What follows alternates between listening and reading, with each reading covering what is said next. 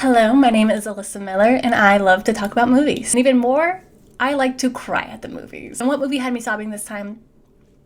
The Wild Robot.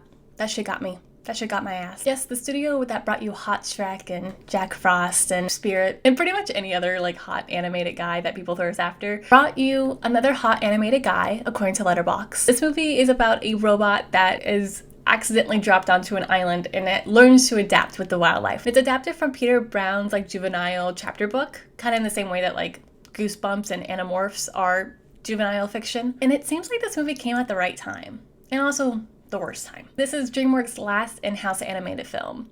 So this was a very big deal for them. This was the end of an era, as some would say. It also comes at a time where everyone's really stressed out. I mean, November's around the corner. Please vote. And also, in an economic strife, like everyone's still reeling and recovering after the 100+ day strikes that happened last summer. So it feels like everyone was ready to take a breath. And this is the movie that did that.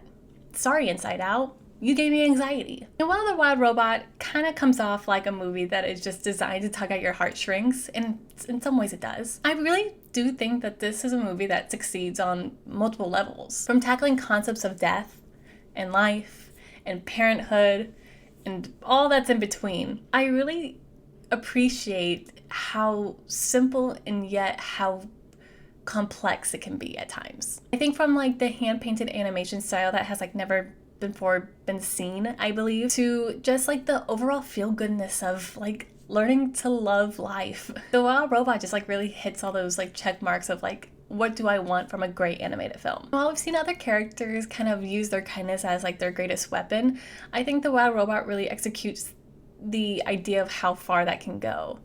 Roz can't do everything. Her kindness can only do so much. And I think this is like a really great entry point for people to understand like the concept of life. It's like there are some things you can't stop and there's some things you can intervene with and like change the outcome for the better. And this film gets it, and it does it in a way that is slim and sleek, and there's little to no fat. It knows exactly what it wants to say, how it wants to say it, and how it wants to make you feel. And there are so few films, I think, that like really utilize all the screen time to like tell a great story. Much of this praise belongs to the writer and co-director of this movie, Chris Sanders, who wrote Lilo and Stitch and How to Train Your Dragon. Like, he is an industry vet in the animation realm, and like he's killing it. He's kicking ass, taking names, and made one of the best animated films of the year that had me absolutely sobbing. I can tell you exactly why I was sobbing. But the plot. So to talk about the plot, I have to spoil it. So I just want to highly recommend that you do watch this movie in theaters because the animation style is like bonkers. If you liked Into the Spider-Verse, you're gonna absolutely love this film. Like, it is not the same level of storytelling. Like, come on guys, like let's be real for a minute. But it's just something you have to like marvel at on the biggest screen possible. So go watch it if you want to watch it and not be spoiled. But if you do want me to spoil it, grab your snack. I'm so proud of you eating. Wow, look at you. And let's get into it. So we open on a beach to find Roz in 134, or Roz as we get to know her. And she has just been activated by the wildlife, and ooh, she's already in danger. There's a giant wave about to crush her against the rocks, and it's looking bad. It's looking rough. But you know, she's not like other girls. She adapts quickly, and she climbs up a cliff, and she's like, "Thank you, Crab. You really saved my ass." The crab's like, "Girl, let me down." Boom, Crab gone. He's out of here, immediately killed. So this is the kind of movie we're dealing with, you guys. Like, threats everywhere. And poor Roz, it does not get better for her. Yeah, she can't understand the wildlife. They don't want her around. It's just mishap after mishap. And she's just like, well, this is a problem. And because she can't understand them, she decides to go into learning mode. And for a few days or weeks, I really don't know how much time passed, but she sits and she learns the language of the animals. So we don't have to deal with like miscommunication moments throughout this entire movie. Thank God. Enough time passed and Roz eventually learns how to speak to the animals, which is a plus for her. But then a bit of a negative, they don't want to talk to her. And if she can't talk to them and they don't want to talk to her, she can't do the one thing she was programmed to do, which was help. So with no assignment and no direction, Roz is like, well, I guess I'm gonna go home. So she tries to activate her home beacon, and a bunch of raccoons fuck up her shit. Not only do they like take stuff that's not theirs, they take her home beacon and just like run off with it. So she chases them down. One raccoon is like, I'm gonna go into this dark cave, and then he goes, ooh, you know what? No, I'm not, because there's a bear behind me. So the bear is upset because he's like, what are you doing here? Get out of my life. He chases Roz down because he's like, oh, another predator? Like, this is not gonna work. He chases Roz. Roz falls down a hill because she cannot catch a break to save her life. And, she kind of murders an entire family of geese. But luckily, she didn't kill everybody on the block. There is still one egg living, and she goes, okay, I think I'm just gonna hold on to this. I'm gonna see what happens because I can sense life inside. And a little fox goes, oh, is that an egg? Don't mind if I do. The fox is named Fink, and Fink is played by Pedro Pascal, and everybody on Letterboxd is absolutely thirsting after him. So guys, I think we need to stop thirsting after animated animals. Like, no, I'm not gonna say I don't get Spirit. You guys need to stop doing all this. This is nonsense. Roz eventually grabs the egg from Fink, and like, all is great. Oh, until 2 seconds later when a gosling pops out and immediately imprints on her. And Roz is like, oh, great, I'm glad you're alive. Okay, goodbye. And the little gosling keeps following her around. And so an opossum, voiced by Catherine O'Hara, she's having a great year. Love to see her. Love to hear her. Goes, hey, you gotta be a mom. Roz is like, I'm not programmed to be a mother. Look at me. I'm a robot. I just do things. And so the possum goes, you know what? I'm going to task you with parenthood. Now that she has a task, Roz has to make sure that the gosling can eat, swim, and fly by fall. We got a deadline, folks. We got a deadline. Now, this whole like bit could feel a bit like Curb Your Enthusiasm, where it's like, no, you gotta take care of a child that's not yours. Oh, whoa, wacky woo. But like, it doesn't feel like that simply because Roz is just like genuinely kind. Is like constantly trying to do what's best, and it comes off as so sincere that like you can't help but to like laugh at the misunderstandings and like root for the success of like everybody involved, which includes Fink. Yes, he kind of weasels his way in and realizes that Roz is incredibly sincere and incredibly gullible. So he takes advantage of her and like helps to feed himself and shelter himself because, you know, foxes are solitary, but like he's damaged and he just wants to be loved and taken care of. So motherhood suits Roz. Like, she's thriving. She's like, yeah, give me tasks. Like, let me build things. Like, let me like do whatever you need me to do. I love it. It's great. And Fink is not completely useless. He's actually pretty good at being a dad. I think is what he's being. I don't know. Great stepdad. How's that? Basically, all he does is like tell stories and kids fall asleep. Literally, that's it. We also find out that Roz and Fink have never experienced love. So, yikes. Fink is a very troubled guy. I mean, foxes are solitary animals. They like to be alone. But like in reality, like nobody likes to be alone. So that's his whole like internal struggle. Quickly, we move into the future.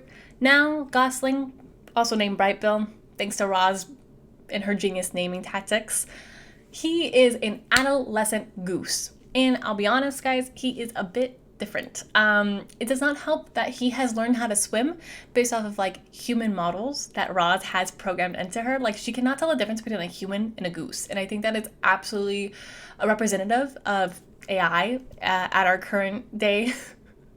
Like, AI is not bad for like certain aspects, but it's also like not great. Have you ever seen that meme of like the guy using ChatGPT and he's like, how many R's are in the word strawberry? And it's like, oh, 2. Girl, do the math. Like, Roz is absolutely doing her best. Like, there's only so much you can actually do with like the information you're given. And so she's like overwhelmed constantly because she's like, guys, how do you mother? Like, how do you actually mother? And like Brightbill's like okay with it until he meets other geese, and then he's like, oh, I'm just like you. And they're like, no, you're not. And he's like, oh, that's kind of mean. And then a bunch of geese like try to drown him. And like, it's fun and games for them until a barracuda shows up and tries to murder them. But yeah, like Roz saves Brightbill's life, but he's pissed off because he found out from the geese that she killed his entire family. And that's really tough to learn that your stepmother killed your entire family. Like, eventually another goose tells Brightbill, like, hey, if your entire family survived, you would have died because you're the runt. You weren't supposed to live. So you actually should be thankful to Roz for giving you life. So now that Brightbill is pissed off at Roz is like having a very like self-reflecting moment of like, am I over my head? Like, this is a lot. So Roz goes back to the beach where like she first woke up, and she finds that there are other Rosm robots that kind of just died on the beach. She eventually like builds a friend, and she's like, hey, life is hard. Why is it so hard? And that Rosm is like, oh, well, let me check out what's going on with your programming. Looks at her and he goes, that's not, no. You're overwriting your code. Like, why would you do that? You were perfect, and now you're all... And Roz is like, I have to be a mom. That wasn't in my program. I'm learning on the fly. I have to evolve. Like, what I know is not working. I have to know more, and so I have to, like, overwrite myself. And, yeah, the other Rosm is not loving it, and is like, girl, you gotta phone home. Like, get out of here. This is not good for your health. And Roz is like, well, I had to finish my task, so maybe next year. And we gotta finish the task. Fall is right around the corner. Migration is coming up. Bright Bill needs to learn how to fly, which he does thanks to the help of Thunderbolt, who says he is beautiful for being small. And I love that. That was a great point. That made me laugh. That got a good chuckle out of me. And now it's migration day. Bright Bill is ready to take off. He is thriving. He's gonna fly with like the lead goose. So things are looking good. Things are looking great for him. And Roz is about to tell him goodbye, and they're like, oh, things are a little tense. Things are a little awkward. As everyone's taking off, Bright Bill asks Roz to help him with liftoff, and she does because that is her child. And guys, the scene is so good. Like, it is so good. Like, she helps Bright Bill take off, and Fink is like about to ask Roz a question, and she just books it. She is running, and she goes, I gotta say bye to my baby. She's running. She's running. She stops at the cliff, and she goes, my child. And guys, this scene gets me because she's watching the geese take off to the horizon, and then we hard cut to her just sitting on a gray day. The geese have been like long gone, and she's just like looking out after him. Fink comes up and he's like, you did a very good job and your task is over, and yeah, I guess you can go home. And she's like, yeah, maybe, but I don't want to. She's having conflicting feelings about like what the next move is, and she turns on the beacon for like 0.2 milliseconds, and then she goes, wait, no. I have to wait till Bright Bill gets back, because like, what if he's not okay? Like, what if something happens? I should be here. I should be here waiting for him. So she turns it off, but it's too late. She already phoned home. So what's gonna happen? I guess we'll find out. But the migration is here. Winter is happening. Oh no, there's a storm. Bright Bill and the other geese have to find somewhere safe for a little while because the storm is like pretty brutal. So they go into a futuristic like landscaping area. It's actually very cool. I thought it was like a very year 3000 energy, and I loved it. Give me like that gooey architecture, please. And while they're there, the other Rosms kind of start showing up, and the geese are freaking out because what the heck is that? Everyone's losing their damn minds except for Bright Bill, because he's like, oh, this is just like my mom. You guys are like, what? Like losing it for nothing. And because he's familiar with them, the main goose is like, hey, you should lead everyone out of here to safety because like things are going awry. And so while Bright Bill is leading everybody out, this other military-esque robot comes out and starts shooting at everybody. Like, it's like, why? And while Bright Bill and the other geese are like trying to leave, the military robot points a little laser at him, goes to shoot, another geese flies in front of it. Hard cut to Roz waking up in the middle of winter, screaming for Bright Bill. What's gonna happen? I don't know, but it's winter. Fink is right next to her, and she's like, what are you doing here? I thought you were hibernating. And he's like, ooh, you don't know what's going on out there, do you? Apparently, it's like the most brutal winter of all time. They gotta go out and rescue everyone, or they're all gonna freeze to death. And in fact, guys, a lot of animals have frozen to death. So, a moment of silence for the fallen. Alright, that's enough. Roz and Fink rescue almost everybody, but the issue now is that a bunch of predators and their prey are like all in the same location. So they are absolutely fighting. The girls are fighting, and it's pretty bad. Like, Roz is absolutely zooted. Like, she is out of energy. She can't help. She's like, you know what, guys, I figured out. I'm gonna go sleep for a little while. And so Fink kind of reminds everybody like, hey, if it wasn't for Roz, we'd absolutely be dead. So like, get over yourselves. And guess what? They do. And now, springtime, because Roz just woke up and she's like, what day is it? And he's like, oh, it's been months. Like, girl, it's springtime. The geese are back. And she's like, the geese, my child. And so she runs. She's looking, boom. Bright Bill is alive. But Main Goose died. So I'm pretty sure now Bright Bill is Main Goose because Main Goose really liked Bright Bill. Things are going Bright Bill's way. Good for him. And everything's great. She is reunited with her child. Tension out the window. They're about to say I love you when out of nowhere, a giant corporate spaceship shows up. Now what is that doing here? Okay, well, do you remember her like little phone home moment from earlier? Yeah. They took a few months to get here, but they found her. And they're here to take her back. HQ wants Roz because she wasn't supposed to be on this island and she has been here for almost a year, and so they want her memories of everything that has gone on. And so they kidnap her. The military robots are back and they set fire to the entire island, so that's a problem. On the spaceship, Roz is like, can I keep some of my memories? And the robot AI person that's like overseeing everything goes, no. And boom, reboots her. Also, I just want to like let you guys know that this movie like takes place like a future where like climate change has like completely riddled the earth. Like it's bad. Like the Golden Gate Bridge underwater. And it looks beautiful, but at the same time, this is like a movie that's like quietly about climate change and like our duty to kind of work with the environment to make sure like it survives. It's kind of funny to see like the capitalistic robots come in and like destroy everything, because it's very like what corporate companies do. Yeah, I think it's just interesting to be like, we can live in harmony. Like corporations can live in harmony rather than like making a quick buck, but they have to be willing to lose money. And unfortunately, that's not how things work. I think that's what like Francis Ford Coppola was trying to do with Megalopolis, but I do not understand that movie, and we're not talking about the movie right now. We're talking about The Wild Robot. So let's get back to it. So the corporation, which is called Universal Dynamics, is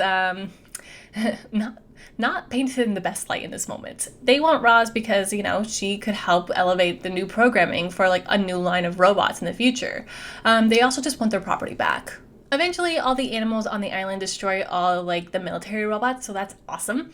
But yeah, like I said, their entire island is on fire, so they have to work together to like kind of help extinguish the fires. Bright Bill has led the aerial force to attack the dropship that has Roz on board. As the ship is going down, he gets on, he finds Roz, but she's like conked out, and he's like, "Hey, I'm really sorry that I couldn't save you. I love you." And like, the power of love, she like reboots back to life so fast, and she's like, "I love you too." And it's a very sweet moment, but I'm like, I don't think love is that strong. Now that capitalism is defeated, Roz has rejoined all the animals who have extinguished the fires thanks to pushing over a giant tree on the island and flooding everything. But you know, it's looking rough out there. It's looking tough, but the animals are very optimistic thanks to like Roz and her kindness, like helping everyone. They're just like, "Oh, this is bad, but we can always rebuild." And she's like, "Guys, I think I gotta go. Like, all me being here has like caused all this to happen, and like that's not good for you guys." And Fink is so sweet. He's like, "Well, this is your home. Why would you leave?" She's like, "Oh, it is my home. But corporate America is going to destroy this island until I'm back in their possession. So like I'm going to do the right thing and go back." And that's really so sad because like guys, capitalism wins at the end of the day, no matter how much you like want to fight it. And while that's so like unfortunate, it's like so real at the same time. Sometime later, we see Roz has been like fully rebooted, and she's working as like one of the casual Rosums at this greenery that we saw earlier. And then she hears something. She turns around, and Bright Bill comes out of the corner, and he's like, "Mom, is that you?" He goes, "Hi, I'm Rosum 7134. But then she picks him up and she goes, "But you can call me Roz." And it's like, guys, it's the sweetest moment. I'm actually gonna cry thinking about it. I can't tell you why it's so sad, but it really is. And it's just like, it's so sad, but it's very heartwarming. Wait, I have to pause. I'm crying.